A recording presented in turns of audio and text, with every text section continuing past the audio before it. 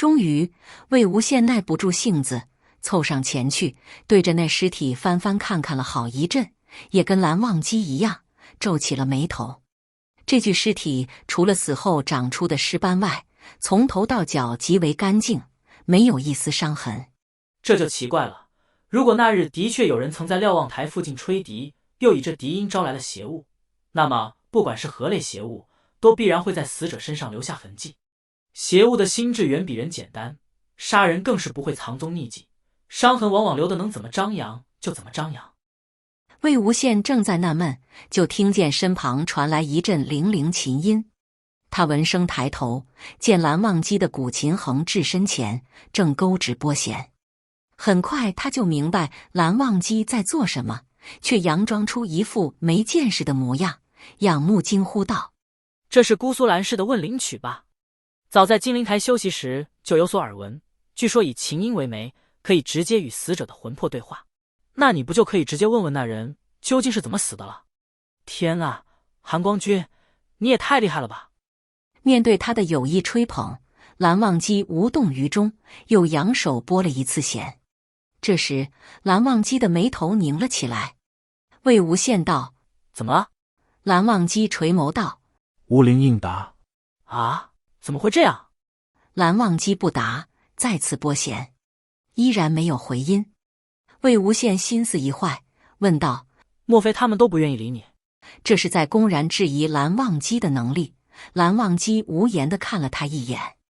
魏无羡赶紧嘿嘿笑了2声。不过他虽然嘴上胡说八道，心里却门清。以蓝湛的琴技，他弹奏的问灵断不可能请不来灵，除非是亡魂另有苦衷而不愿前来。可这独秀岭遍地是枉死的山民，如今又未过头七，魂魄应当还在附近流连。听见蓝忘机的奏问，按理说应该上赶着来诉说冤屈才对，着实没道理，一个都不愿意搭理他。魏无羡心念一转，悄悄摸索出一张之前搜刮来的黄符，以长袖相掩，信手几笔引出一道符咒。蓝忘机翻手收琴，走向案几，微微躬身，端起香鼎，从香鼎中取出了一根快要燃尽的香，细细端详了一阵后，接着单手往袖子里一探。魏无羡定睛一看，心头一动，把腿凑了上去。蓝忘机左手拿着刚从香鼎里取出的香，右手掌心放着的是之前他给的那只香脚。魏无羡夸张地大叫出声：“这香不会和我给你那根一样吧？”蓝忘机没有回话，只是微微垂眸，目光在2手间流转。包着香脚的纸烧得焦黑，变得模糊难辨。虽然从边角看来，2支香的纸张的确极为相似，可想来蓝忘机这么谨慎的人，不到万无一失，一定不会妄下定论。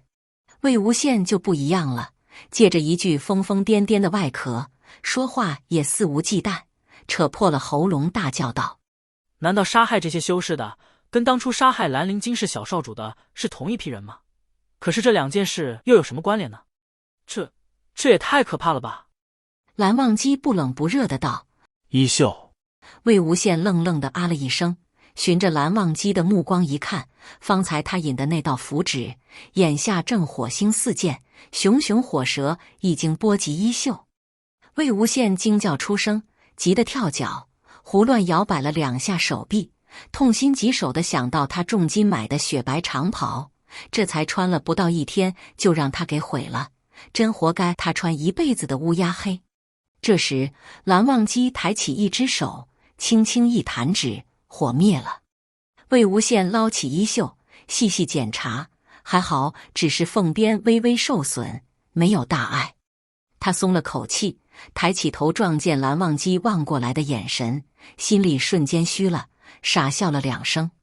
蓝忘机波澜不惊的道：“燃阴符。”魏无羡摸了摸后脑勺，讪讪的点头，回想起刚才那股装疯卖傻、故作无知的架势，不免有些许尴尬。燃阴符可用于勘探周遭阴煞之物，遇阴气则自动起火。既然火势烧得如此之旺，说明这附近阴气甚重。待到符纸燃尽，四周数只邪物尽皆显形。这些邪物不似鬼魂，也不似妖魔，介于二者之间，称之为煞。和鬼魂一样，到了白天活力不足，只能昼伏夜出，但其凶性又远胜于普通怨灵，足以与妖魔媲美。眼前这些四处飘荡的煞，最为惹眼的，则是面上那一柄长达1尺的长喙。蓝忘机淡声道：“食魂煞。”魏无羡点头应和：“怪不得你问不到灵，整座山的魂魄都被食魂煞给吃了。”蓝忘机略一思忖，迈步下了瞭望台，去往草丛中查看山民的尸体。果不其然，在他们喉咙上都有被食魂煞长喙啄咬过的痕迹。魏无羡道：“那就是说，这些山民全部都是食魂煞害死的。”食魂煞以摄食魂魄为生，被吸魂者有的会患上失魂症，也有的会直接丧命，这取决于食魂煞的凶性。如此看来，这批食魂煞凶恶至极，吸魂时特意挑了脖颈下嘴，只为一举夺人性命。蓝忘机道：“并非全部。”魏无羡心中了然，确实并非全部。瞭望台修士的身上就没有食魂煞长喙的痕迹。他们翻山越岭，将所有沿途的尸体一一看过。整座独秀岭上确实只有5位修士身上没有食魂煞的痕迹。据目击者所言，那夜听见笛音后，瞭望台处闪过了一道白光，而后又出现了一阵怪物。之前这描述听来尚不明朗，但如今看来，那道白光很有可能是被食魂煞催得显形的魂魄，而怪物则是食魂煞隐形遁身时残留的煞气。此外，这山野四处皆寻不到5名修士的魂魄。下山的路上，魏无羡总结陈词道：“如此看来，这几名修士的魂魄最有可能便是让食魂煞给吸食走了，或许就是那几声笛音把他们给引过来的。”世人皆知鬼笛喻尸是夷陵老祖的独门秘诀，可鲜有人知的是，鬼笛喻尸难是难在一个喻字，意在让尸群摒弃本性，听人驱策。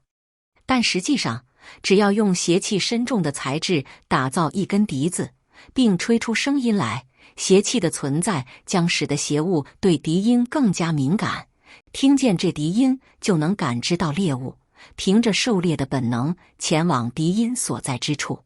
食魂煞循笛声而来，接着吸食魂魄，都属天性使然，就好比吃人的野兽在树林中闻到血腥气味，自然而然地奔赴。这中间并不需人驱策，能做到的也不止夷陵老祖一人。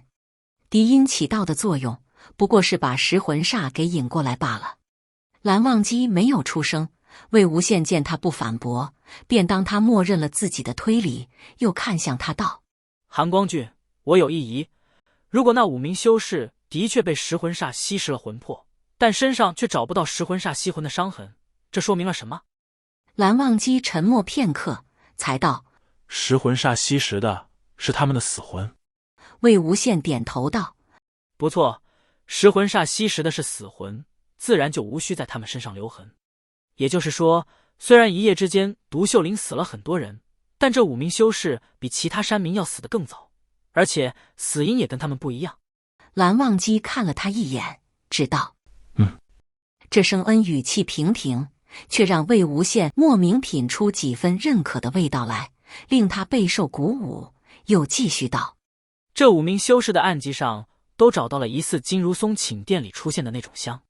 韩光俊，你是不是也觉得他们的真正死因应当跟那根香有关？”“尚不确定。”“但倘若真是如此，那这件事恐怕就跟金陵台小少主之死脱不了干系了。”“还有，这么多的食魂煞究竟是从哪里冒出来的？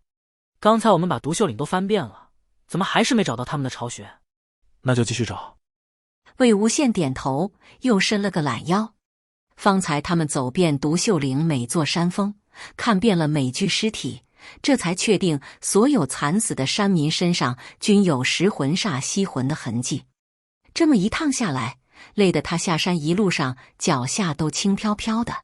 不过他心里却异常愉悦，兴许是因为他已经好久没夜猎过了。姑且不算他中间死了的那5年，就算是上辈子他还活着时，也极少有机会能像这样痛快纯粹的夜猎一次。以往魏无羡对修仙一事最美好的希冀，就是找一处人烟稀少的山清水秀之地落户，白天里织布耕田，夜里出去斩妖除魔，如闲云野鹤，也如隐士高人。只可惜世事难测，他终究没能过上那样的日子。